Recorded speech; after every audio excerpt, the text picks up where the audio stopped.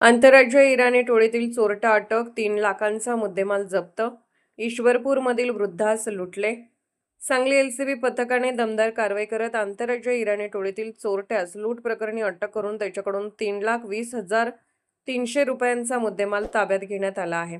आनंदा महादेव वडगावकर, वय वर्ष 78, राहणार ईश्वरपूर, जिल्हा सांगली यांच्या गळ्यातील चेन व हातातील अंगठी अज्ञात 2 इसमांनी हिसकावून घेऊन मोटरसायकलवरून पळ काढला होता.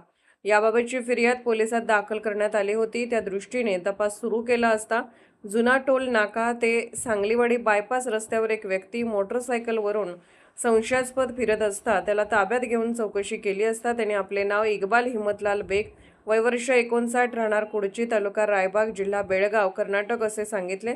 त्याची झडती घेतली असता त्याच्या जवळ 16.5 ग्रॅमची चेन अंगठी मिळून आली. त्याबाबत त्याच्याकडे विचारपूस केली असता त्याने व त्याचा मित्र हैदर नजरू इराणी दोघांनी मिळून ईश्वरपूर येथे चोरल्याचे सांगितले. बेग याच्या मोटरसायकलसह 3,20,300 रुपयांचा मुद्देमाल जप्त करण्यात आला आहे.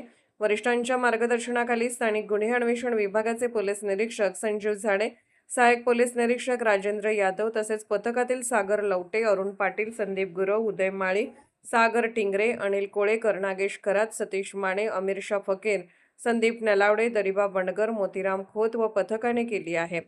महाराष्ट्र वेद न्यूजसाठी मुख्य संपादक लक्ष्मण सनगर, कवठे, महांकाळ.